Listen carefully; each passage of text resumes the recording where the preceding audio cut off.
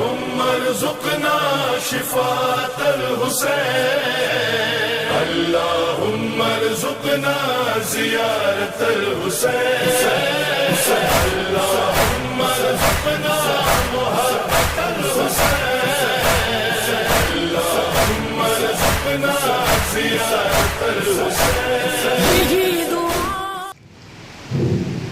أعوذ بالله من الشيطان الرجيم. بسم الله الرحمن الرحيم. الحمد لله رب العالمين بارئ الخلائق أجمعين الذي لم يلد ولم يولد ولم يكن له كفوا أحد. الصلاة والسلام على أشرف الأنبياء والمرسلين حبيبنا وحبيب إله العالمين الذي سمي في السماء أحمد وفي الأرضين بأبي القاسم محمد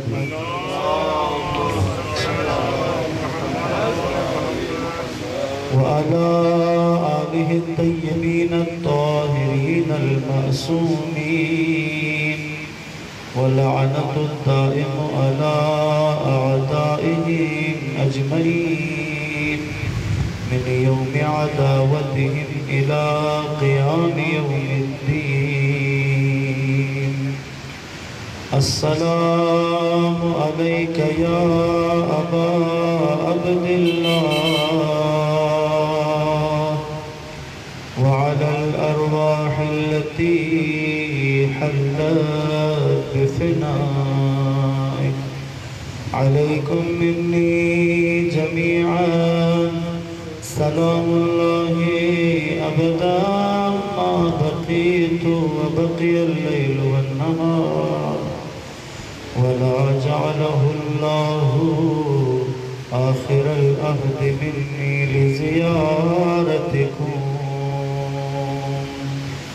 السلام على الحسين وعلى علي بن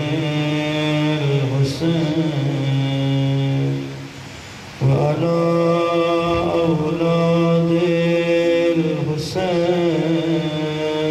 الحسين وعلى أصحاب الحسين الذين بذلوا وهجموا دون الحسين عليه السلام صلوات.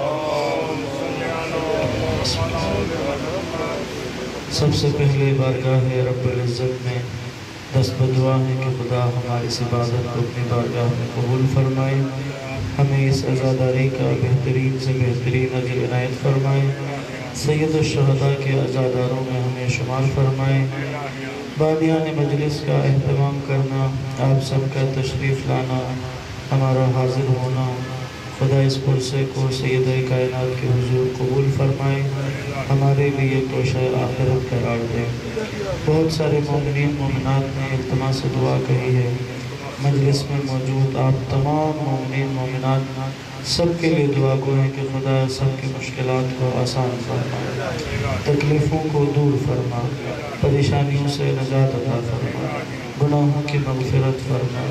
خدا میں سے جو مریض ہیں ان کو شفاء کامل و عاجل نصیب فرما، جو بے اولاد ہیں انہیں اولاد عطا فرما، جو بے گناہ اسیر ہیں ان کو رہائی نصیب فرما، جو بے اولاد ہیں انہیں اولاد عطا فرما، جو مقروض ہیں ان کے قرض ادا فرما، رزق میں وسعت و آمدن میں اضافہ فرما. پروردگارہ ہم سب پر رحم فرما، ہمیں ادائے شکر کی توفیق عطا فرما، اپنی یاد سے ہمارے دلوں کو منور فرما. پروردگارہ قلب ناظمین امام زمان کو ہم سے راضی و خوشنود فرما، ہمیں مولا کے آوان و انصار میں شمار فرما. پروردگارہ امام کے ظہور میں تعظیم فرما، رہبر معظم کی عمر دراز فرما، آیت اللہ سیستانی و دیگر مراجع کو صحت و سلامتی عطا فرما۔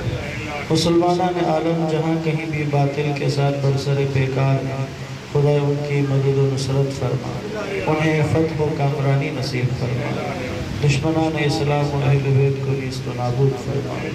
ان تمام دعاؤں کی قبولیت اور اس کے علاوہ جو دعائیں ہمیں طلب کرنی چاہیے نہ کر سکے، ان کی قبولیت کے لیے، اپنی حاجات کی برابری کے لیے مل کر خاندان زہرا پر درود پڑھیے گا۔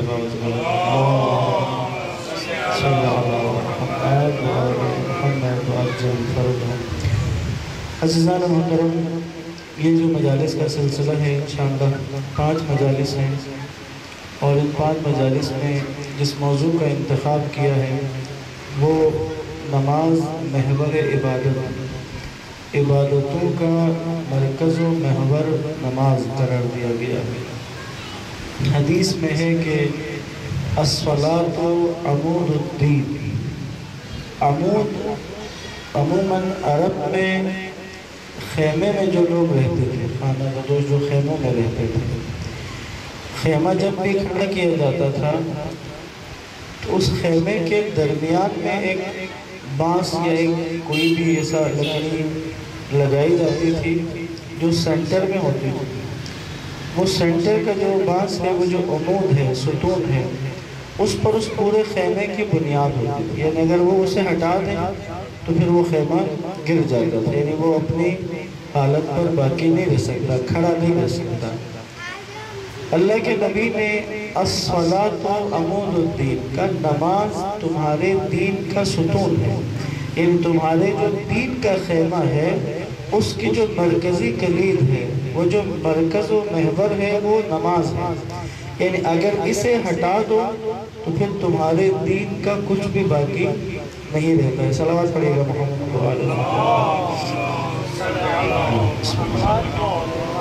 ایک دفعہ ذرا مل کر باور سے بلند درود پڑھیے گا۔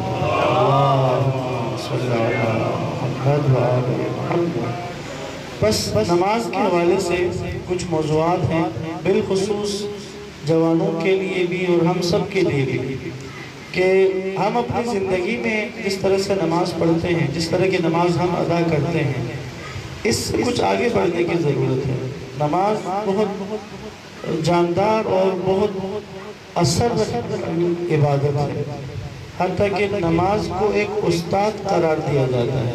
اگر آپ معنویت اور روحانیت کی راہ میں سفر کرنا چاہیں، آگے بڑھنا چاہیں، تو اس راستے کے لیے ایک استاد کی ضرورت ہوتی ہے۔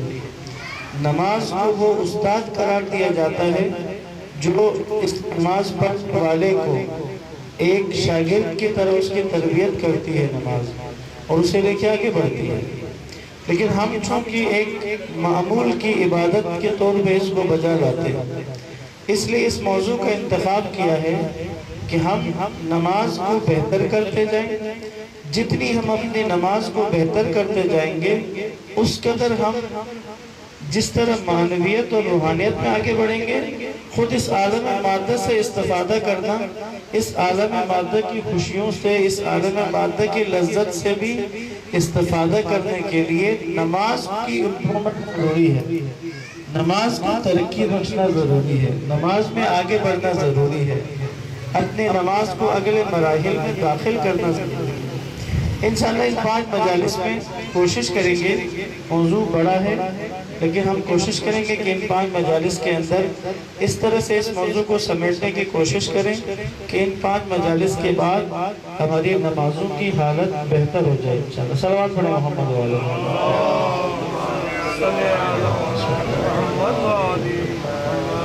آغاز جو آج کی مجلس میں کریں گے وہ خود لذت عبادت ہے۔ لذت عبادت سے جو آشنا نہیں ہوتا، جس نے اس ذائقے کو چکھا نہیں ہے، اس کے لیے وہ اس چیز کو محسوس نہیں کر سکتا، اس کی لذت کو محسوس نہیں کر سکتا۔ جس کو عبادت کے مٹھاس کا پتہ ہوتا ہے وہ کبھی بھی معصیت کی طرف نہیں جاتا۔ جو لوگ گناہ سے لذت لیتے ہیں، جس کو بھی گناہ سے لذت ملتی ہے، جو بھی معصیت سے لذت لیتا ہے، تو اس میں ایک بنیادی بات واضح ہے، اس کو عبادت کی لذت کا پتہ نہیں، اس لیے اس نے لذت کے لیے گناہ کو اختیار کیا ہے۔ اگر اسے عبادت کی لذت کا پتہ ہوتا تو کبھی بھی یہ گناہ سے لذت لینے کی کوشش نہ کرتا، کیونکہ گناہ کی لذت باقی نہیں رہتی۔ گناہ کی لذت انسان سمجھتا ہے کہ شاید لذت ہے، لیکن وہ لذت نہیں ہے۔ جیسے سب کے لیے ہم اگر عام کھانے پینے کی بات بھی کریں، اگر کوئی خاص قسم کی ڈش ہو جسے کبھی کھایا نہ ہو، سنا ہو لیکن کبھی اسے چکھا نہ ہو، جو انسان پہلی دفعہ ایسی کسی چیز کو کھائے گا تو اس کی لذت سے آشنا نہیں ہوتا۔ ہو سکتا ہے اسے ٹیسٹ اچھا لگے نہ لگے، لیکن جس کو اس کی افادیت کا پتہ ہوگا، جس کو اس ڈش کے بارے میں سب کچھ پتہ ہوگا، اس کے بنانے کی ترتیب کا پتہ ہوگا، اس سے جو غذائیت اور اس سے جو طاقت ملتی ہے، اس کے بارے میں جس کی جانکاری جتنی زیادہ ہوگی، وہ اتنے شوق سے اس غذا کو تناول کرتا ہے، اتنے شوق سے اس غذا کو کھاتا ہے، اس غذا سے استفادہ کرتا ہے۔ لیکن جس کو جتنا پتہ نہیں ہوگا اتنا ہی وہ اس کے لیے اجنبی ہے۔ لذت عبادت ہمارے لیے اجنبی ہے، اس کی ایک وجہ ہے۔ ایک صلوات پڑھیں محمد والے۔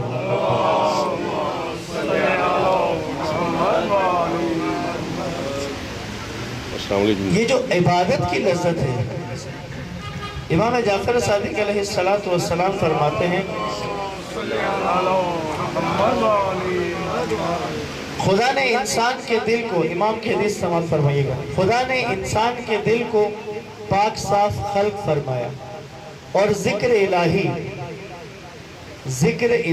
ایک، اللہ کی صفات میں تفکر دو، اس کی ہیبت اور عظمت کی جانب توجہ رکھنے کو اس دل کی غذا قرار دیا۔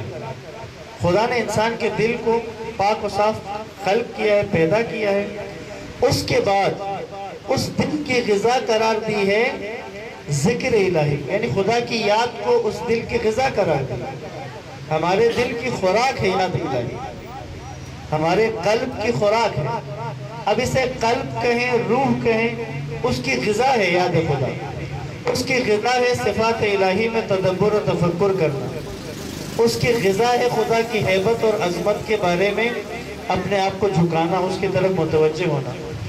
اب جو اپنی روح کی اس غذا کو فراہم نہیں کرتا اور مختلف طریقوں سے اپنے اندر اس موجود طلب کو پورا کرنے کی جستجو میں لگا رہتا ہے، یہ جو ہم مختلف جستجو میں لگے رہتے ہیں، ہم محنت کرنے سے نہیں تھکتے، ہم کام کرتے ہیں، ہم دولت کماتے ہیں، ہم رابطے بناتے ہیں، ہم رشتے بناتے ہیں، رشتوں کو باقی رکھنے کے لیے محنت کرتے ہیں، ایک دوسرے سے ملتے ہیں، ایک دوسرے کے خوشی میں شریک ہوتے ہیں، بہت سارے امور ہم انجام دیتے ہیں تاکہ وہ جو ہمارے اندر ایک خلا محسوس ہوتا ہے، ہمیں اپنے اندر ایک خلا کا، ایک کمی کا، ایک خالی پن کا احساس رہتا ہے، اس خالی پن، اس خلا کو پر کرنے کے لیے ہم بہت سارے کام کرتے ہیں۔ ہمیں ایسا لگتا ہے کہ شاید میں اپنی دولت کو اس مقام تک لے جاؤں تو یہ جو میرے اندر ایک خلا ہے یہ پر ہو جائے گا، یہ جو میرے اندر ایک ڈر ہے یہ ختم ہو جائے گا، یہ جو مجھے ایک ڈر ہے کہ میں سوسائٹی میں سروائیو نہیں کر سکوں گا، میں اس معاشرے کے اندر ان لوگوں کے ساتھ اس وقت جس طرح کی دھوم لگی ہوئی ہے، لوگ دولت کے لیے ایک دوسرے سے آگے بڑھنے کی کوشش کرتے ہیں، اگر میں اس محنت کو انجام نہ دوں تو اندر ایک خلا محسوس کرتا ہے، انسان اپنے اندر ایک خوف محسوس کرتا ہے۔ وہ خوف کس شکل میں محسوس کرتا ہے؟ اس سے یہ لگتا ہے کہ شاید اگر میں پیچھے رہ گیا، اگر میں نے محنت نہیں کی، میں نے کوشش نہیں کی تو میں پیچھے رہ جاؤں گا، میں لوگوں کے ساتھ چل نہیں پاؤں گا۔ یہ اس کے ذہن میں یہ بات آتی ہے، یہ بات شیطان ڈالتا ہے۔ اصل میں خلا ہے، اس میں کوئی شک نہیں کہ اندر ایک کمی ہے، اس میں کوئی شک نہیں کہ اندر ایک خلا موجود ہے جو اسے بار بار یاد دہانی کرواتا ہے، لیکن وہ اس خلا کے لیے جو الفاظ بناتا ہے، ان الفاظ کو وہ شیطان کے وسوسے کا، شیطان کے حملے کا شکار ہو جاتا ہے۔ اصل میں خلا کسی اور چیز کا ہے، وہ جب تک نہ دیا جائے اس خلا نے پور نہیں ہونا ہے۔ یہی وجہ ہوتی ہے کہ انسان سوچتا ہے کہ جوانی میں سوچتا تھا کہ میں اس سطح تک چلا جاؤں، مجھے دولت میں اتنا مل جائے، مجھے شہرت میں اتنا مل جائے، میری پذیرائی میں لوگ مجھے اس جگہ پر دیکھ لیں، وہ سمجھتا ہے کہ بس میں یہاں پہنچ گیا تو کافی ہے۔ لیکن جب وہ 40 سال کی عمر میں اس جگہ پہنچ جاتا ہے تو وہاں پہنچ کے اسے لگتا ہے کہ نہیں، اس کے اندر پھر خلا محسوس ہوتا ہے، اسے لگتا ہے کہ نہیں مجھے اس سے بھی آگے جانا ہے، بس وہاں پہنچ جاؤ تو ختم، یہ سوچ کے اس طرح محنت شروع کرتا ہے۔ لیکن جب وہاں پہنچتا ہے تو پھر اپنے اندر خلا محسوس کرتا ہے۔ یہ اس ننھے نونہال بچے کی طرح ہے، جب وہ بھوک سے روتا ہے، جب بچہ بھوک کی وجہ سے روئے تو اسے ایک وہ چسنی دیا جاتا ہے، اس چسنی میں دودھ نہیں ہوتا، وہ فقط ایک ربڑ کی چسنی ہے، وہ اس کے منہ میں ڈالی جاتی ہے۔ جو ہی ڈالی جائے اسے لگتا ہے کہ شاید میرے لیے غذا آنی شروع ہو گئی، اور وہ اسے چوسنا شروع کرتا ہے اور کچھ دیر کے لیے خاموش ہو جاتا ہے، کچھ دیر کے لیے اپنا رونا ترک کر دیتا ہے، کچھ دیر کے لیے اپنی بیتابی سے پرسکون ہو جاتا ہے۔ لیکن جو ہی اسے چوسنا شروع کر دے، یا بعض اوقات مائیں اس کے اوپر تھوڑا سا شہد لگا دیتی ہیں، تھوڑی سی چینی لگا دیتی ہیں، تو اس کی مٹھاس آنے لگتی ہے، تو اسے لگتا ہے غذا مل رہی ہے۔ بنیاد یہ تھی کہ وہ بھوکا ہے، اسے دودھ کی طلب ہے، اسے خوراک چاہیے، اسے غذا چاہیے۔ لیکن جب اسے چوسنی منہ میں دی جاتی ہے، کچھ دیر کے لیے وہ اسے غذا سمجھ کے اسے چوسنا شروع کر دیتا ہے۔ لیکن جو ہی وہ اگر شہد تھا یا کوئی چیز تھی اس کی مٹھاس ختم ہو جائے تو اسے اب اندازہ ہوتا ہے کہ نہیں، یہ جو میں نے چوسنا شروع کیا تھا اس نے میری بھوک کو نہیں مٹایا، بھوک اسی طرح باقی ہے، کچھ دیر بعد دوبارہ رونا شروع کر دیتا ہے۔ اس بچے کی اصل طلب کیا تھی؟ اسے دودھ چاہیے تھا۔ اگر اسے فیڈر دیا جاتا، ماں اگر اسے دودھ پلا دیتی تو اس کی بھوک ختم ہو جاتی، پھر اس کا پرسکون ہونا، پھر مطمئن ہوتا، پھر اس کی حالت نظر آتی کہ اس کی جو طلب تھی وہ پوری ہو گئی۔ کیا وجہ ہے کہ میری اور آپ کی دولت کی طلب کبھی پوری نہیں ہوتی، میری اور آپ کی شہرت کی طلب کبھی پوری نہیں ہوتی، میرے اور آپ کی بہت ساری ایسی طلبیں ہیں، بہت ساری ایسی آرزویں ہیں جنہیں ہمیں ایج کے حساب سے جوانی میں لگتا ہے کہ یہاں پہنچ گیا تو ختم، لیکن وہاں پہنچا تو اگلا نظر آتا ہے، وہاں پہنچا تو ختم، اس پہ جائے اگلا نظر آتا ہے، یہ ختم نہیں ہوتا۔ یہ دور انسان اصل کس چیز کے پیچھے لگا رہا ہے؟ انسان اصل میں اپنے اندر اس خلا کو پہچان نہیں پا رہا ہے، اس خلا کو محسوس نہیں کر پا رہا ہے، اپنے وجود کی اصل طلب کی طرف متوجہ نہیں ہو رہا ہے۔ اگر اسے اپنے وجود کی اصل طلب کا پتہ چل جائے اور اس کی طرف متوجہ ہو جائے اور اپنے وجود کو وہ طلب عطا کر دے جو اس کا وجود مانگ رہا تھا، وہ اگر اسے دے دے تو پھر یہاں پر اسے ایک اطمینان محسوس ہوتا ہے، پھر وہ حالت سکون میں آ جاتا ہے، پھر اسے کوئی پریشانی نہیں ہوتی، پھر اس کے اندر بے چینی نہیں ہوتی، وہ ٹینشن کا مریض نہیں ہوتا، وہ ڈپریشن کا مریض نہیں ہوتا، وہ پرسکون حالت میں چلے جاتے۔ صلوات پڑھیں محمد والے۔ اب اس جو میں نے آپ کی خدمت میں مثال عرض کی، اس بات کو پروردگار نے سورہ طٰہٰ کی آیت نمبر 124 کے اندر بیان کیا۔ سورہ طٰہٰ آیت نمبر 124، اس کے اندر ایک حصہ ہے، خدا نے حضرت آدم کو ان کے نزول اور ان کے بارے میں بات کر کے ایک اصول بیان کیا، یہ خدا کی طرف سے اصول ہے۔ خوب توجہ کیجئے کہ اگر ذرا بلند آواز میں صلوات پڑھ دو دوبارہ۔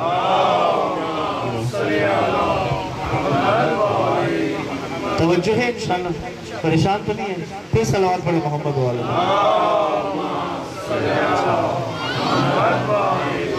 بسم اللہ الرحمن الرحیم۔ ومن اعرض عن ذکری ومن اعرض عن ذکری فإن له معیشة ضنکا ومن اعرض عن ذکری فإن له معیشة ضنکا۔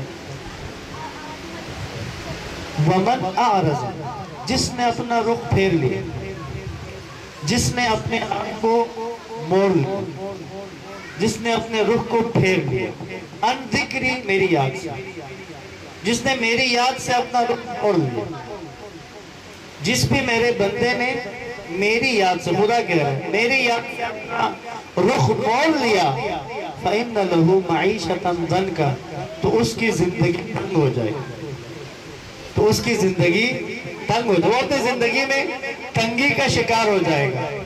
اب یہ تنگی کیا ہے؟ مالی تنگی آ جائے گی؟ نہیں، سب کچھ ہوگا لیکن پھر بھی اسے خلا محسوس ہوگا، سب کچھ اس کے پاس ہوگا، سکون نہیں ہے۔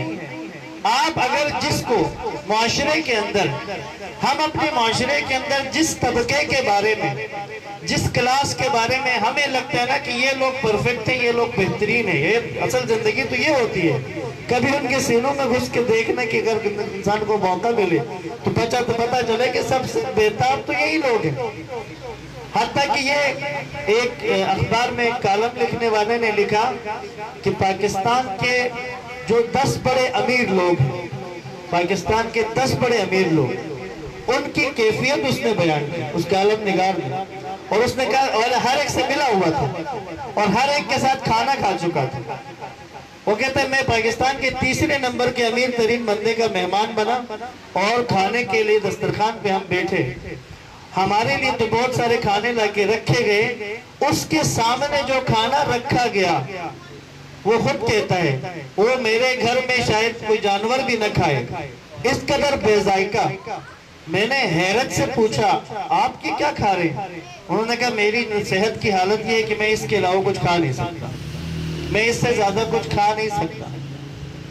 کہتے ایک اور کا نام لیا، کہتے میں ان کے بارے میں کہتے جانتا ہوں، کہتے وہ اس وقت پاکستان میں 6 7 نمبر کا امیر ترین بندہ ہے، لیکن اس کی حالت کیا ہے؟ اس کے ساتھ ہر وقت 2 ڈاکٹر ساتھ رہتے ہیں 24 گھنٹے، جو صبح جب وہ اپنے بستر سے اٹھتا ہے اسے بستر سے اٹھنے کے لیے تھراپی کی ضرورت ہوتی ہے، ورنہ نہیں اٹھ سکتا، اس کی تھراپی کی جاتی ہے آدھے گھنٹے 40 منٹ، تب وہ اٹھنے کے قابل ہوتا ہے۔ اس کے بعد جب وہ گاڑی میں جا کے بیٹھ جائے تو دفتر پہنچ کر اترنے کے لیے بھی اس کی تھراپی کی جاتی ہے، ورنہ اتر نہیں سکتا، اور جب دفتر میں بیٹھے گا تو اسے ہر 2 گھنٹے کے بعد اس کو ضرورت ہوتی ہے، اور یہ 2 ڈاکٹر اس کے ساتھ ہیں، جو جہاں بھی جائے اس کے ساتھ ہے، ورنہ نہیں چل سکتا وہ۔ عزیز محترم، فمن اعرض عن ذکری فإن له معیشة ضنکا، عربی میں ضنک تنگی کو کہتے ہیں، کسی جگہ تنگی آ جو اسے ضنک کہتے ہیں۔ جو میرے ذکر سے منہ موڑے گا، جو میری یاد سے منہ موڑے گا، اس کی زندگی تنگ ہو جائے گی۔ اگر ان کا اعتقاد نہیں ہے، اگر ہم میں سے کسی نے اگر یاد خدا سے منہ موڑا ہوا ہے تو آج غور کریں، آپ کی زندگی تنگ ہے، غور کریں۔ آپ کے پاس سب کچھ ہونے کے باوجود بھی ہاتھ خالی ہے، سب کچھ ہونے کے باوجود بھی سکون نہیں ہے۔ آپ وہی جوان ہیں جس نے اپنے سوچا ہوا تھا کہ میرے لیے بس اتنا ہو تو کافی ہے، آج اس سے 10 گنا زیادہ ہے، پھر بھی آپ اس سکون تک نہیں پہنچ پائے جس سکون کو حاصل کرنے کے لیے پوری زندگی دوڑ لگا دی۔ ایک صلوات پڑھے محمد و آل محمد۔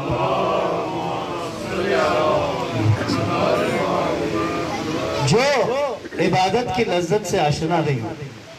اب یہاں ایک سوال لوگوں کے ذہن میں پیدا ہوتا ہے، کتنے ایسے لوگ ہوتے ہیں جو مومن ہوتے ہیں، جو صاحب ایمان ہوتے ہیں، لیکن ہم دیکھتے ہیں ان کی زندگی بھی بڑی تنگ ہوتی ہے، وہ بھی بڑی مشکلات کا شکار ہوتے ہیں، وہ بھی اپنی زندگی کا رونا روتے ہیں، انہیں بھی اپنی زندگی سے شکایات ہوتی ہیں، حالانکہ وہ صاحب ایمان ہوتے ہیں، حالانکہ ہم دیکھتے ہیں کہ انہیں دین کے بارے میں بہت کچھ پتہ بھی ہوتا ہے، حالانکہ وہ ہماری نسبت زیادہ متقی بھی ہوتے ہیں، لیکن ہم دیکھتے ہیں ان کی بھی حالت ہماری جیسی، وہ بھی پرسکون نہیں ہے۔ عزیز امان، یہاں پر جب بھی کہا جائے نا صاحب ایمان، اس سے مراد اصل صاحب ایمان ہے، نہ کہ جس نے اپنے آپ کو صاحب ایمان دکھایا ہو۔ جو حقیقی صاحب ایمان ہے، جو صاحب ایمان ہے، اس کی بات ہو رہی ہے، اس کی حالت وہ کبھی بھی دقت اور تنگی میں نہیں آتا، وہ خالی ہاتھ بھی پرسکون ہوتا ہے۔ اس کے لیے یعنی پیٹ پہ پتھر باندھ لینا اس کی تنگی کا باعث نہیں ہوتا، اسے وہ تنگی نہیں لگتی، وہ حالت سکون میں ہے اگر وہ صاحب ایمان ہے تو۔ بس یاد رکھیں، جب بھی جو میں نے مثال دی ہے یہ دونوں طبقات کے لیے ہے۔ اگر معاشرے کا وہ طبقہ جو دولت کی دوڑ میں ہے اور وہ بہت آگے نکل چکا ہے لیکن سکون سے عاری ہے، اور پھر معاشرے کا وہ طبقہ بھی جو خود کو ایمان اور تقوی اور دیندار کہلواتا ہے لیکن اسے بھی اپنی زندگی سے اپنے معاملات سے شکایت ہوتی ہے، شاکی ہی رہتا ہے، حالت اطمینان نہیں ہے، حالت یقین نہیں ہے، تو یہ بھی اصل میں دونوں ایک ہی جگہ کے دو لوگ ہیں، نہ وہ نہ یہ، ہر دو اس وقت خسارے میں ہیں۔ اصل میں جس نے خود کو ذکر خدا سے، یاد الہی کو اپنے دل اپنی روح کی غذا خدا کی یاد مہیا کر دی، اپنی اس روح کو کھلاتا گیا غذا، تو اس کی روح، اس کی معنویت مضبوط ہوتی جاتی ہے. پھر چاہے وہ دولت مند ہو، چاہے وہ قسم پرسی کی زندگی میں ہو، ہر دو صورت میں وہ حالت اطمینان میں ہوتا ہے. اسے کبھی بھی پریشانی نہیں ہوتی، وہ دقت میں نہیں آتا، وہ تنگی میں نہیں آتا. اس کا چہرہ کھلا ہوا ہے، وہ روشن چہرے کے ساتھ ہے.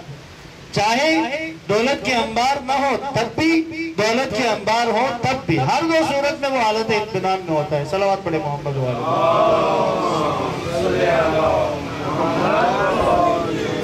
بس لذت عبادت سے آشنا ہونا ضروری ہے. اگر لذت عبادت سے آشنا نہیں ہوں گے تو پھر نماز، میں نے یہ جملہ اپنے کانوں سے سنا ہے بعض نماز پڑھنے والوں سے، میں ذرا 2 منٹ میں آتا ہوں. کیا کرنے جا رہے ہیں؟ ٹکرے مار کے آتا ہوں. دو ٹکرے مار کے آتا ہوں. وہ نماز کے لئے کہتے ہیں میں ٹکرے مار کے آتا ہوں. تم ساری زندگی ٹکرے ہی مارتے رہو. وہ تمہاری نماز نہیں ہے. نہ وہ نماز تمہیں کچھ دے سکتی ہے، نہ ہی تم اس نماز سے کچھ حاصل کر سکتے. ٹکرے ہی مارو گے. بعض لوگ ایسے نماز ادا کرتے ہیں جیسے قرض لیا ہو، قرض واپس دینا ہے، واپس قرض دینے کے لیے جا رہے ہیں. جو ہی ادا کر دیا اور چلے آئے. واجب ادا کرنی ہے، سر سے اس بوجھ کو اتارنا ہے. خدا نے نماز عطا کر کے ایک بڑا احسان کیا ہے اپنے بندوں پر. اے میرے بندے، تمہیں میں نے اپنے تک پہنچنے کے لیے مشکل راستوں کی طرف نہیں لے کے گیا. ہندوؤں کے اندر جو سادھو بنتا ہے، جو اپنے آپ کو روحانیت اور معنویت کی طرف لے کر جانا چاہے تو وہ سخت ریاضتیں کرتے ہیں. 1 کیلوں کا بستر ہوتا ہے، کیلوں کا، 30 کیلوں کا پورا بستر ہے. کیل ہے، وہ نوکیلے کیل. یہ جو ہندو سادھو ہیں یہ اس نوکیلے کیلوں کے بستر پر لیٹتے ہیں. ان کے سونے کے لیے وہ ہے. یہ اپنے نفس کو اذیتوں میں رکھتے ہیں. کیوں کرتے ہیں ایسا؟ کیونکہ یہ کسی روحانی اور معنوی رشد کی طرف جانا چاہتے ہیں. یہ اپنی معنوی اور روحانی غذا کو حاصل کرنا چاہتے ہیں. میرے اور آپ کے رب نے یہ جو معنوی اور روحانی رشد ہے، یہ جو اطمینان قلب ہے، یہ جو روح کی خوراک ہے، اس کو نماز میں رکھتی ہے اور آسان ترین ہمیں مہیا کر دیا ہے. بس کچھ اشتباہات ہیں. حتی نماز کے بیان کرنے والے بھی بعض اوقات وہ اوور ڈوز کر دیتے ہیں. اوور ڈوز کرنا بھی نقصان دہ ہے. بچے جو نماز سے بھاگتے ہیں اس کی ایک وجہ اوور ڈوزنگ ہے. وہ اوور ڈوزنگ کی وجہ سے نماز سے بھاگتے ہیں. عرض کروں گا انشاءاللہ. صلوات پڑھے محمد و آل محمد.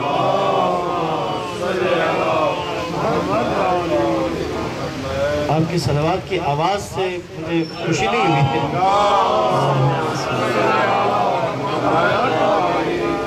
عزیزان محترم، انشاءاللہ ان 5 مجالس میں کوشش یہی ہے کہ ایک اچھی نماز، وہ نماز کی جو ہمیں آگے بڑھائے، جس کے ساتھ ہم آگے بڑھنا شروع کریں. میں نے پریکٹیکل بات کر، آپ کو وہ معنوی اور روحانی گہری باتیں نہیں بتانی. نارمل بات، پریکٹیکل بات، یعنی ہم اپنی نماز کو کیسے بہتر کریں کہ ہم آگے بڑھ سکیں. ہم نماز میں اپنی حالت کو کس طرح سے رکھیں، جسم کو کیسے رکھیں کہ اس کے اثرات ہم اپنے اندر دیکھیں. یہ سب چیزیں موجود ہیں. یہ سب کچھ روایات میں بیان ہوا ہے. وہ انشاءاللہ آپ کی خدمت میں عرض کروں گا. اب جیسا کہ عرض کیا، بعض کے لیے نماز قرض ہے، بعض کے لیے ٹکرے مارنا ہے، بعض کے لیے سر سے بوجھ اتارنا ہے. بعض اوقات خواتین اس لیے بھی اول وقت میں نماز پڑھتی ہیں. اول وقت میں نماز پڑھنا بہت فضیلت ہے، لیکن بعض لوگ اس لیے بھی جلدی نماز پڑھتے ہیں کہ اس کے بعد میک اپ کرنا ہے. تو کیونکہ میک اپ کے لیے پھر دوبارہ وضو کرے تو وہ میک اپ اترتا ہے، اس لیے جلدی نماز پڑھو تاکہ نماز کے سے جان چھوٹ جائے اور آگے ہم اپنے کام کی طرف نکلیں. یہ معاشرے کے اندر اہل بیت کے نزدیک نماز کیا ہے؟ رسول خدا صلی اللہ علیہ وآلہ وسلم فرماتے ہیں،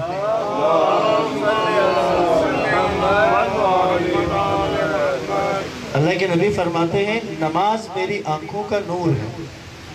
بینائی یعنی ختمی مرتبت سرکار دو عالم کی آنکھوں کا نور نماز، یعنی میری آنکھیں. اللہ کے نبی کا کہنا یہ ہے کہ جب میں نماز پڑھوں میری آنکھیں روشن ہو جاتی.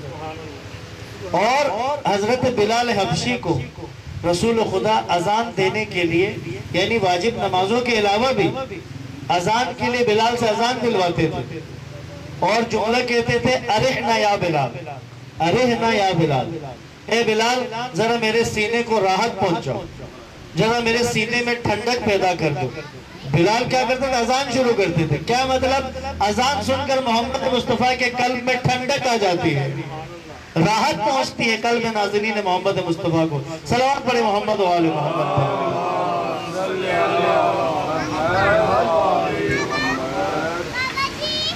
پھر صلوات پڑھے محمد و آل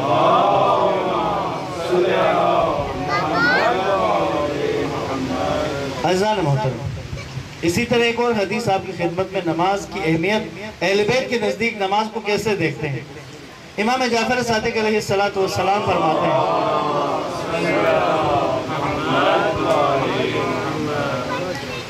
فرماتے ہیں مولا کہ جب تم میں سے کسی کو بھی دنیاوی غم و اندوہ آلے، یعنی اگر تمہیں کوئی دنیا کا غم، کوئی پریشانی، کوئی مصیبت، کوئی تکلیف تمہیں پہنچتی ہے، دنیاوی کوئی پہنچتی ہے، تو امام فرماتے ہیں تو ایسے میں اسے وضو کر کے اپنے مقام عبادت میں داخل ہو کر 2 رکعت نماز بجا لانے کے بعد دعا کرنے میں کیا چیز مانے؟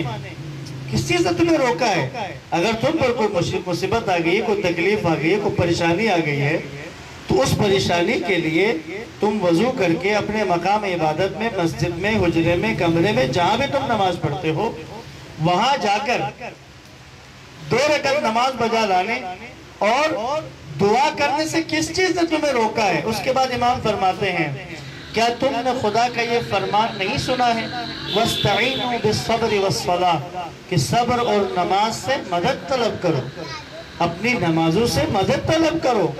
تمہاری مشکلات ہیں، مسائل ہیں، 2 رکعت نماز پڑھو، دعا کرو، تمہاری مشکل آسان ہوگی، کیونکہ اس نماز سے مدد طلب کرنے کا خدا نے تمہیں حکم دیا ہے. صلوات پڑھیے گا محمد و آل محمد.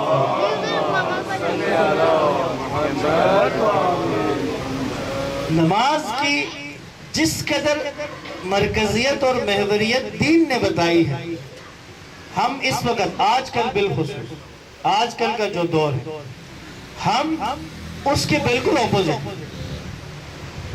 ہم نماز کے دوران، آج کل تو دوران بھی ہوتا ہے لیکن نماز ختم ہونے پہ تو اکثریت ہے. نماز کے دوران اگر کسی کو میسج آتا ہے، موبائل پہ کال آ جائے، اس نے سائلنٹ نہ کیا ہو تو پھر وہ موبائل کو نکالتا ہے دوران نماز اور اسے بند کرے گا، روکے گا، جو بھی کرے گا.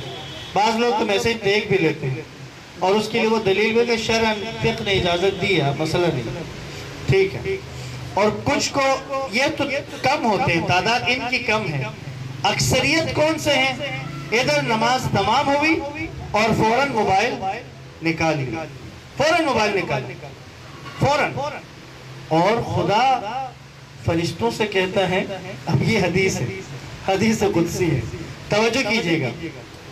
اگر بندہ نماز تمام کرے اور دعا نہ مانگے، خدا سے کچھ طلب نہ کرے، خدا فرشتوں سے کہتا ہے اے فرشتوں، جو ہی اس نے تمام کی نماز، میں اس کی طرف متوجہ ہوا اور میں نے پوچھا ہاں میرے بندے کیا چاہیے؟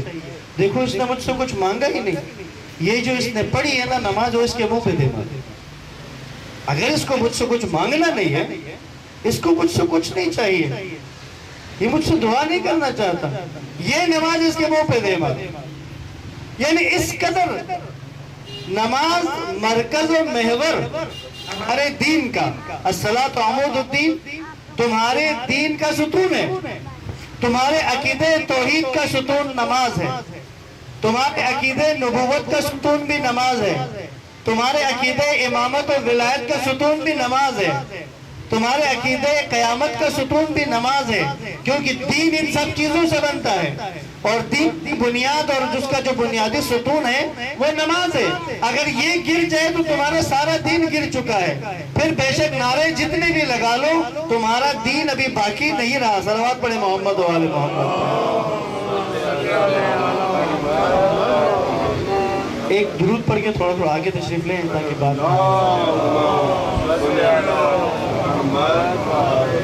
نعرہ تکبیر، نعرہ رسالت، نعرہ حیدری، حسینیت،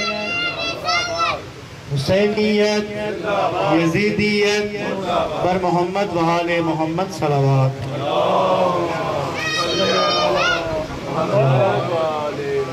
اذان محترم، مشہور حدیث ہے اعمال کے بارے میں.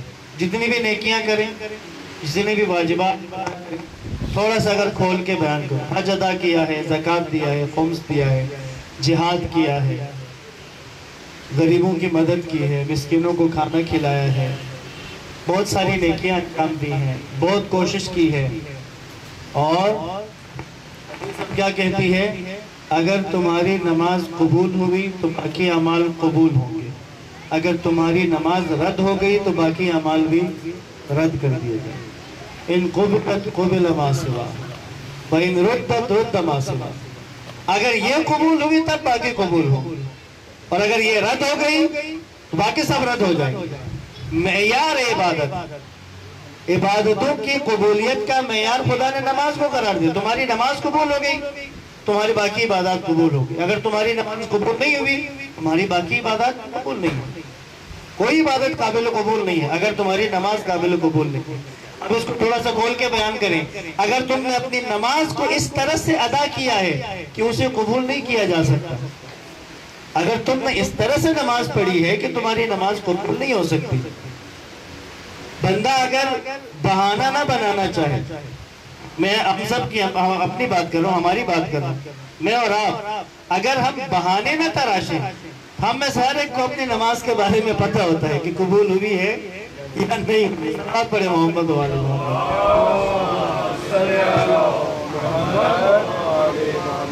ایسا ہے، اندازہ ہوتا ہے، پڑھنے کے بعد اندازہ ہوتا ہے۔ اگر اندازہ نہیں ہوتا ہے تو چھٹے امام نے سمجھا دیا، صلوات پڑھے محمد والے محمد۔ امام سے پوچھا کہ مولا نماز قبول ہوئی نہیں ہوئی کیسے پتہ چلے گا؟ مولا نے کہا قرآن میں ہے نماز کے بارے میں، ان الصلاۃ تنہی عن الفحشاء والمنکر، نماز تمہیں برائیوں سے بے حیائی سے روکتی ہے۔ اگر تم نے نماز پڑھی اور وہ نماز تمہیں بے حیائی اور برائی سے روکنے والی ہے تو سمجھو تمہاری نماز قبول ہوئی ہے۔ لیکن اگر تم نے نماز پڑھی لیکن بے حیائی اور برائی سے نہیں روکتے ہو، مطلب تمہاری نماز قبول نہیں ہوئی ہے۔ صلوات پڑھے محمد و آل محمد۔ اہمیت کتنی ہے؟ اہمیت کتنی ہے؟ صادق آل محمد فرماتے ہیں،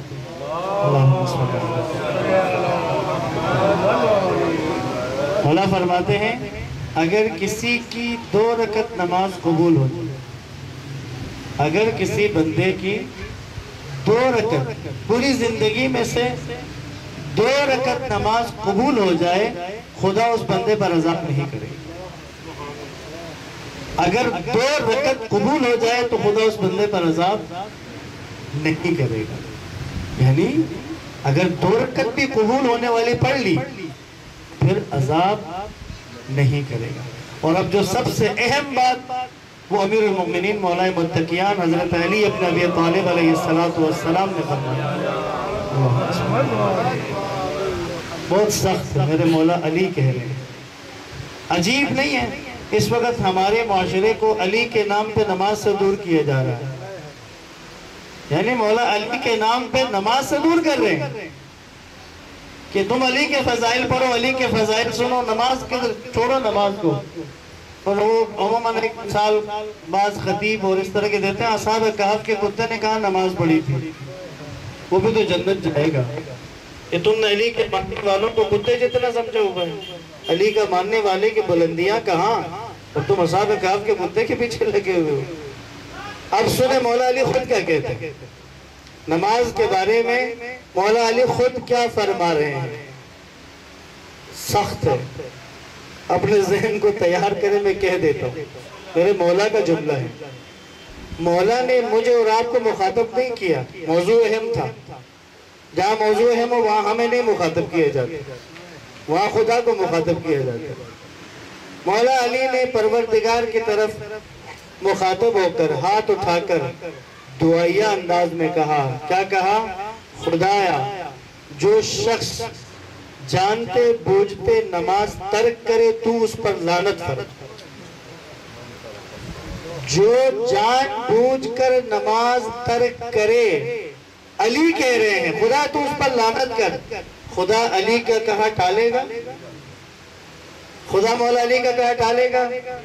علی خدا کا عبد کامل، انسان کامل، اگر خدا سے یہ درخواست کر رہا ہے خدا سے التجا کر رہا ہے کہ پروردگارا جو جان بوجھ کر نماز ترک کرتا ہے تو اس پر لعنت کر. آپ کی یہ خدا کی لعنت ہر اس بے نمازی پر جو جان بوجھ کر نماز ترک کرتا ہے. ہٹا کٹا ہے, کوئی بیماری نہیں ہے, کوئی مسئلہ نہیں ہے, کھا پی سکتا ہے, اٹھ سکتا ہے, جا سکتا ہے, بات کر سکتا ہے, لوگوں سے مل سکتا ہے, کام کر سکتا ہے, نماز نہیں پڑھ سکتا, نماز نہیں ادا کر سکتے.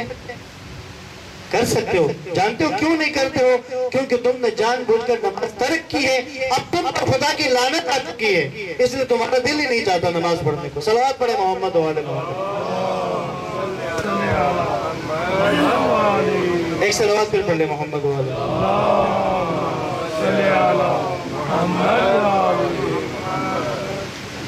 محمد. یہ مولا علی کا کہنا کہ خدایا جو جان بوجھ کر نماز ترک کرے تو اس پر لعنت فرما. اب مولا علی نے خدا سے التجا کی, ہر وہ انسان, ہر وہ بدبخت جو جان بوجھ کر نماز ترک کرتا ہے اس پر اللہ کی لعنت مولا علی کی سفارش پر آئی ہوئی ہے. اور لعنت خدا, لعنت جانتے کسے کہتے ہیں؟ عربی زبان کا لفظ لعن کہتے ہیں رحمت سے دور ہونے کو, یعنی رحمت خدا سے دوری. خدایا اس کو اپنی رحمت سے دور کر دے. اور رحمت خدا کیا ہے؟ توفیق عبادت رحمت خدا ہے. فجر کے وقت آنکھ کا کھلنا رحمت خدا ہے. ظہر کی نماز کے وقت دل میں خیال پیدا ہونا کہ جا کر نماز پڑھوں رحمت خدا ہے. مغرب و عشاء میں جا کر نماز میں شامل ہونا, اس ارادے کا آنا, یہ اللہ کی رحمت ہے. لعنت کیا ہے؟ تمہیں توفیق ہی نہیں ملتی, عبادت چاہتا ہی نہیں. اور ہوگا اس کا عملاً پورا سسٹم بنا ہوگا. جو یہ نماز کا وقت آئے گا کوئی ایسا دوست آ جائے گا جو تمہارے ساتھ بیٹھ کے گپ لگا کے تمہارا ٹائم ضائع کر دے گا اور تمہارے ذہن سے نماز کا خیال ہی نکل جائے گا. اور انسان یہ سمجھے گا کہ میں نے نماز نہیں پڑھی. نہیں, تم نے نہیں پڑھی, نہیں, تم نے عمدن نماز ترک کر کے خود کو لعنت الہی کا مستحق بنایا ہے. اب خدا خود تم سے ملنا نہیں چاہتا ہے, اس لیے جب بھی وہ وقت آتا ہے تم کسی کی مصروفیت میں مصروف ہو جاتے ہو کہ تمہیں وہ موقع ہی نہیں ملا جاتا, تمہیں آنے ہی نہیں دیا جاتا. سخت ہے عزیزان محترم. نماز عبادت کا مغز ہے, عبادت کا محور ہے, دین کی مرکزیت. ایک انسان کا دین, اس کا مرکزی جو ستون ہے وہ نماز ہے. نماز سے پتہ چلے گا کہ اس بندے میں دینداری ہے یا نہیں ہے. بعد میں فیصلہ ہوگا, یہ بعد میں فیصلہ ہوگا کہ دین ہے یا نہیں ہے. نماز ہے تو پھر دیکھیں گے دین ہے یا نہیں. اگر نماز نہیں ہے تو دیکھنے کی ضرورت نہیں ہے, دین ختم. صلوات پڑھے محمد و آل محمد.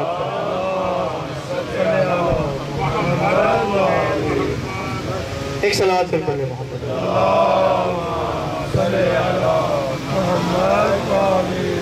عزیزان محترم, یہ موضوع اہم ہے. ہمیں اپنی نمازوں کو زندہ کرنے کی ضرورت ہے. جو نہیں پڑھتا اس پر تو لعنت ہے خدا کی. جو پڑھتے ہیں ان کو اپنی نمازوں کی اصلاح کرنے کی ضرورت ہے.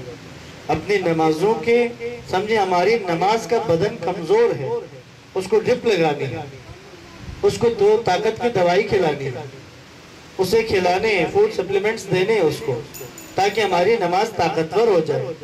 اور نماز میں کتنی طاقت ہے. اگر کوئی 2 رکعت نماز پڑھ کے سورہ فاتحہ پڑھ کے مردے پر پھونک دے اور وہ مردہ کھڑا ہو جائے تو حیران نہیں ہونا چاہیے, کیونکہ یہ 2 رکعت نماز اور سورہ فاتحہ میں اتنی طاقت ہے کہ وہ مردے کو زندہ کر سکتے ہیں. حدیث ہے رسول خدا کی, اگر کوئی مردہ زندہ ہو جائے تمہارے سامنے کہ کوئی سورہ فاتحہ پڑھ دے مردے کے اوپر اور وہ زندہ ہو جائے تو حیران مت ہونا, کیونکہ سورہ فاتحہ اس سے زیادہ طاقت رکھتی ہے. اور نماز میں دن میں 10 دفعہ سورہ فاتحہ پڑھتے ہیں. یہ سورہ فاتحہ مردے کو زندہ کر سکتی ہے, اور میں اور آپ دن میں 10 دفعہ سورہ فاتحہ پڑھتے ہیں پھر بھی دل زندہ نہیں ہو رہا. کیا وجہ ہے؟ مسئلہ ہے, اصلاح کی ضرورت ہے, پریکٹیکلی کچھ چیزوں کو کرنے کی ضرورت ہے. میں نے انشاءاللہ آپ کو اس طرف نہیں لے کے جانا. یہ ایک مسئلہ ہے جو میں نے شروع میں آپ سے عرض کیا. وہ نماز اتنی مشکل بنائی جاتی ہے, اچھی نماز کو اتنا مشکل بناتے ہیں, بندے خود ہی مایوس ہو جاتے ہیں, ہم کہاں وہ نماز پڑھ سکتے ہیں. ہمیں مثال دی جاتی ہے امیر المومنین کی نماز کی. کہ مولا کا وضو کے وقت رنگ متغیر ہو جاتا تھا. حالت نماز امیر المومنین کی، معصومین کی حالت نماز، اولیاء کی حالت نماز. عزیز من، میں اور آپ شاید پوری زندگی میں بھی ایک دفعہ وہ نماز نہ پڑھ سکیں، ہم اس جگہ پہنچ ہی نہ سکیں. بالکل ہو سکتا ہے. ہمیں کیا کرنا ہے؟ یہ جو نماز ہے معصومین کی، اولیاء خدا کی، یہ اس نماز کا آخری زینہ ہے. یہ سمجھے ٹاپ پہ ہے. اور میں اور آپ اگر اس پہ قدم رکھنا چاہیں تو پچھلی ساری سیڑھیاں تو ابھی پھلانگی نہیں ہیں، پچھلی ساری سیڑھیوں کو تو طے ہی نہیں کیا ہے، پچھلے ذہنوں کو طے ہی نہیں کیا ہے، ان مراحل سے تو گزرا ہی نہیں ہے، تو کہاں کہ اس پر پاؤں رکھ سکے. اور انسان اگر کوشش کرے بھی تو پہلے کوشش کرتا ہے کہ میں خشوع لے آؤں، اندر حضور قلبی آ جائے، تھوڑی سی آنکھوں میں آنسو آ جائیں، میری غمگین حالت بن جائے. کوشش کرتا ہے لیکن ہو نہیں پاتی. جب نہیں ہو پاتی تو مایوس ہو جاتا ہے. اس کے بعد پھر اس کے لیے نماز ٹکرے بن جاتی. وجہ کیا ہے؟ وجہ ہے کہ ترتیب سے نہیں آیا. وجہ یہ ہے کہ اپنی نماز کو پہلے مرحلے سے ٹھیک کرنا ہے. جب وہ ٹھیک ہوتا ہے پھر اگلے مرحلے میں داخل ہوگی. وہ ہو جائے کم سے کم 2 کام اس 5 مجالس میں، پریکٹیکلی 2 کام میں نے آپ کو سمجھانے ہیں جو آپ نے ان 5 نمازوں میں کرنا ہے. کچھ حالت بنانی ہے، وہ بنا لیں. اگر یہ آپ نے کر لیا تو آپ کی نماز کو عاشقانہ نماز میں خدا خود بدل دے گا. صلوات پڑھے محمد و آلہ.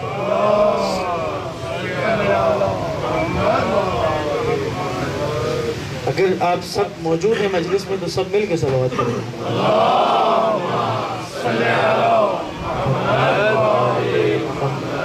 بس ازان مت. انشاءاللہ آئندہ جو مجالس ہیں، ایک تو یہ کہ ہم وقت کی پابندی کر دیں. 9:30 پہ میں نے یہاں پہ منبر پہ بیٹھنا ہے تو 9:30 کی بیٹھیں. اگر آپ لوگ بھی انشاءاللہ کوشش کریں کہ آپ 9:30 سے پہلے ہی تشریف لے آئیں تاکہ ہم جو گفتگو کریں اور اس کا ربط باقی رہے اور اپنی بات کو، اور جو ہماری بات میں معصومین کی احادیث ہیں، قرآن کی آیات ہیں جو آپ مومنین تک اس منبر حسین ابن علی کے توسط سے، اس کی برکت سے آپ تک پہنچتی ہیں. تو انشاءاللہ اگر وقت کی پابندی آپ کریں گے، ہم جو ٹائم مقرر ہے، یہ خدا کی توفیق ہے کہ ہم ایک تو وقت پہ شروع کرتے ہیں اور ختم بھی کرتے ہیں. بعض اوقات وقت پہ شروع ہو جاتی ہے، وہ ختم ہونے میں نہیں آتی، وہ اسی طول پکڑ لیتی ہے کہ وہ ختم نہیں کر پاتے. ایسا نہیں ہے. 1 گھنٹے کی مجلس ہے. 9 بجے یہاں پہ حدیث کے ساتھ شروع ہو جاتی ہے. 9:30 پہ انشاءاللہ ہم آغاز کریں گے اور 10:30 پہ ہم آپ کے زحمات کو تمام کریں گے. 1 گھنٹے کا وقت ہے. انشاءاللہ یہ 5 آج 1 مجلس ہو گئی، تمہید ہم نے باندھی ہے. باتیں کچھ کل سے ہم آغاز کریں گے. تو انشاءاللہ 9:30 پہ آپ پر وقت تشریف لائیں گے اور مجلس اعضاء کو زیادہ منظم انداز میں ہم کل اس کا احیاء کریں گے، برپا کریں گے. صلوات پڑھیں محمد و آلہ.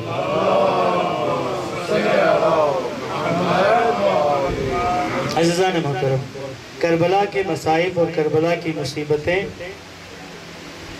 بعض اوقات اس طرح کی باتیں سننے میں بھی آتی ہیں. بعض لوگوں کے دل میں ایسی بات ہوتی ہے کہ سخت مصائب عاشور کے دن تھے. مولا کی شہادت سخت مصائب ہے. حضرت عباس کی شہادت سخت مصیبت ہے. حضرت علی اکبر کی مصیبت سخت مصیبت ہے. اس میں کوئی شک نہیں کہ یہ مصائب سب سے بڑے مصائب، یہ مصیبتیں بہت بڑی مصیبتیں ہیں. لیکن کربلا کی بڑی مصیبتوں کا آغاز مولا حسین کی شہادت کے بعد سے ہوا ہے. زیادہ بڑی مصیبت ہے. کس قدر بڑی مصیبت ہے؟ میرے مولا حسین نہیں برداشت کرتے تھے. مولا حسین نہیں برداشت کر پاتے تھے ان مصائب کو جو مولا حسین کی شہادت کے بعد ہیں. یہ مصائب اتنے سخت ہیں کہ مولا حسین ان کا تصور کر کے برداشت نہیں کر پاتے. ایک جملہ پڑھ کے وہ مصائب شروع کرنے لگا. مولا حسین زین سے زمین پر آ چکے تھے، عصر کی نماز بھی پڑھ چکے تھے، اب زمین کربلا پہ تھے. لیکن یہ شمر اور دیگر قاتل لعین یہ آگے بڑھنے کی ہمت نہیں کر پا رہے. اب اس نے کہا کہ حسین شہید ہو گئے ہیں یا ابھی ہیں اس دنیا میں. شمر لعین کہتا ہے کہ حسین کے زندہ ہونے یا نہ ہونے کا پتہ چلانا مجھے آتا ہے، اور اس نے آواز دی مولا حسین کو، اس نے آواز دی حسین زینب کے خیمے پہ حملہ ہو گیا۔ جو ہی آواز دی سید الشہداء کا بدن لرزا۔ روایت ہے کہ ایک دفعہ اپنی کوہنیوں کو زمین پر رکھا اور کچھ بلند ہو گئے، بلند ہو کے آواز دی، او لعینو، اگر تمہارا کوئی دین نہیں ہے تو آزاد انسانوں والے حالت میں رہو۔ شمر نے پوچھا کیا چاہتے ہو؟ کہا جب تک میں زندہ ہوں میرے خیام سے دور رہو۔ یہ مسائب وہ تھے کہ جو سید الشہداء تحمل نہیں کر پاتے تھے، تحمل نہیں کر پاتے۔ بس جملہ یہاں سے شروع ہوتا ہے، جہاں میرے مولا حسین کے مسائب ختم ہوتے ہیں وہاں سے امام سجاد اور جناب ثانیہ زہرا کے مسائب شروع ہو جاتے ہیں۔ آج آپ کو سناؤں گا مقتل سے گزرنا بیویوں کا۔ 11 محرم اب قافلہ تیار ہونے لگا ہے، کہا بیویوں کو سوار کراؤ۔ یقیناً ان بیویوں نے یاد کیا ہوگا کہ یہ وہی قافلہ ہے جس وقت مدینے سے تیار ہو رہے تھے تو یہ گھر کے اندر اپنے حجابوں میں تیار ہو رہے تھے۔ اس کے بعد عباس کی صدا سنی تھی کہ قافلہ تیار ہو گیا ہے، اے خاندان عصمت کے، خاندان نبوت کے مقدرات آئیں اور آپ سوار ہو جائیں۔ اور جب یہ خواتین آئی باہر تو ایک طرف بنی ہاشم کے جوان کھڑے ہیں، علی اکبر قاسم ہیں، حسن مصنع ہیں، اون محمد ہیں، یوں سوار کرایا ہے۔ مکہ سے جس وقت نکلے تھے تب بھی اہتمام کے ساتھ نکلے ہیں، لیکن آج 11 محرم کو جس وقت کہا کہ اب اس قافلے کو لے کے چلنا ہے، کہا اب ان کی سواریاں تیار ہیں، اب ان خواتین کو سوار کراؤ۔ عزاداروں بے پالان اونٹ ہیں محملوں کے بغیر، کہا اب ان پہ سوار کرانا ہے۔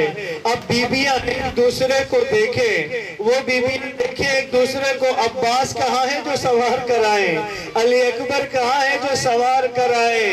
ایسے میں علی کی بیٹی کھڑی ہو کر کہتی ہیں ابھی فکر نہ کرو، عباس کی بہن میں حوصلہ ہے، زینب خود تمہیں سوار کرائے گی۔ ایک ایک بیوی کو سوار کرایا۔ سب کو سوار کرانے کے بعد جس ناکے پہ خود بیٹھنا تھا وہاں ناکے کے قریب آ کر مقتل کی طرف منہ کر کے مولا حسین کو آواز دی، کہا حسین کل جب روز عاشور آپ کو گھوڑے پر سوار ہونا تھا، ذوالجناح پر سوار ہونا تھا، آپ کو سوار کرانے والا کوئی نہیں تھا، میں نے آ کر آپ کو سوار کرایا۔ اے حسین آؤ ذرا آج آ کر بہن کو سوار کراؤ، مجھے سوار کرانے والا کوئی نہیں۔ اجلکم اللہ، بس 2-3 جملے اور۔ سوار ہو گئے، سواریوں نے چلنا شروع کر دیا۔ مقتل کے قریب سے، مقتل کے اندر سے گزارا ہے اس قافلے کو، یا انہوں نے جان بوجھ کے گزارا ہے یا بیویوں نے کہا تھا ہمیں مقتل کو گزارو، ہم اپنے پیاروں سے آخری دفعہ وداع تو کر لیں۔ بس ایک مصیبت ہے، مصائب ہے حضرت زینب سلام اللہ علیہ کے۔ یہ جو مصیبت جناب زینب کی ہے یہ حضرت عباس کی مصیبت سے ملتی جلتی ہے، یا یوں اس کربلا کی داستان میں ایک مصیبت ایسی ہے جو یا عباس کی ہے یا زینب کی ہے، اور کسی کی نہیں ہے یہ مصیبت۔ بس سننے لگا ہوں جس وقت مقتل سے گزرے، ناکے پر سوار ہے جناب ثانیہ زہرا، ہاتھ بندھے ہوئے ہیں، حسین کے جنازے کے قریب جب پہنچی ہے خود کو ناکے سے گرا دیا ہے علی کی بیٹی نے۔ اب حضرت عباس کے بارے میں روایت ہے نا، جس وقت مولا عباس اپنے گھوڑے سے گرے، مولا عباس اپنے عزاداروں کو یہ وصیت کرتے ہیں میرا یہ مصیبت، میری یہ مصیبت بیان کرو کہ میں جب گھوڑے سے گرا میرے بازو نہیں تھے۔ ذرا تصور کرو عباس کیسے گھوڑے کی زین سے زمین زمین پر آئے. اب میں ہاتھ جوڑ کے مولا عباس سے کہوں مولا مجھے معاف کر دیں. آپ شہسوار ہیں, آپ پہلوان ہیں, آپ حسین کے لشکر کے علمدار ہیں. بازوؤں کے بغیر گھوڑے سے گرنا آپ کی مصیبت, لیکن مولا 11 محرم کو آ کر ذرا دیکھیں ناکے میں سے علی کی بیٹی بندے ہاتھوں کے ساتھ جب گری ہے, ہاتھ بندے ہوئے تھے, ایسے ہی گری جیسے عباس دشت کربلا میں گرا. حسین کے جنازے پہ زینب پہنچی, بندے ہاتھوں سے پتھروں کو ہٹا کر چند جملے کہے. پہلا جملہ کہا انت اخی حسین, کیا تو میرا بھائی حسین ہے؟ اس کے بعد نوحہ پڑھا. بی بی کہتی ہے واہ محمدہ ھذا حسین بالعرا مقطع آدا.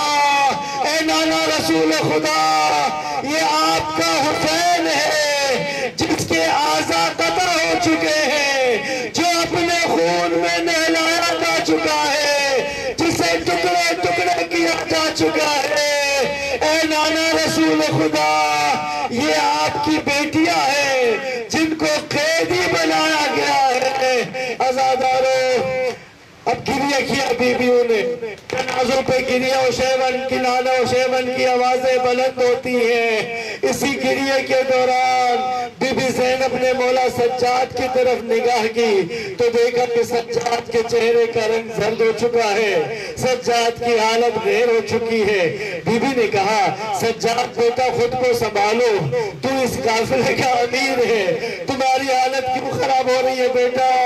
سجاد کہتے ہیں پھوپھی اماں میں 23 سال کا جوان بیٹا ہوں, پھوپھی اماں دیکھ نہیں رہی, یزیدیوں نے اپنے جنازے دفنا دیے ہیں, میرے بابا کا جنازہ دھوپ پہ پڑا ہے, سجاد نہ کفن دے سکا ہے نہ باپ کو دفن کر سکا ہے. بی بی کہتی ہے سجاد غم نہ کر, حسین کی قبر بنے گی, حسین کی قبر پہ گنبد بنے گا, یہ کربلا بڑا گنجان شہر بنے گا. سجاد, دنیا کے گوش و کنار سے لوگ تیرے بابا کی قبر کی زیارت کے لیے آئیں گے. آج 40 کی زیارت پر کروڑوں لوگ کربلا جاتے ہوئے شاید یہی صدا دیں, او ثانی زہرا, ہم وہی لوگ ہیں جن کے بارے میں آپ نے سجاد کو پیش گوئی کی تھی. ہم آئے ہیں حسین کی قبر کی زیارت کرنے, ہم آئے ہیں اس بے کفن کے روزے پر, اور اپنے لیے کفن یہاں سے لے کر جائیں گے اور سب کو بتائیں گے یہ اس بے کفن کے روزے کا معجزہ ہے کہ دنیا کا ہر عزادار حسین کے روزے کا کفن چاہتا ہے. بس آخری جملہ کہہ کے ختم کر دو عزادارو.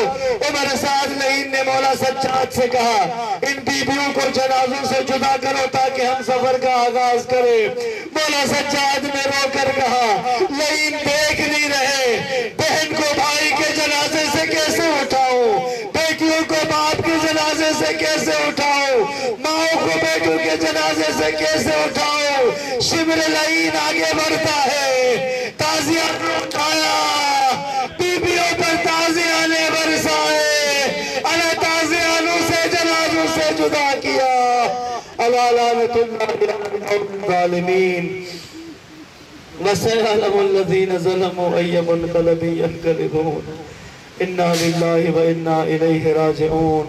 اللهم عجل لوليك الفرج والعافية والنصر, واجعلنا من أنصاره وأعوانه والمستشهدين بين يدي ماتم حسين.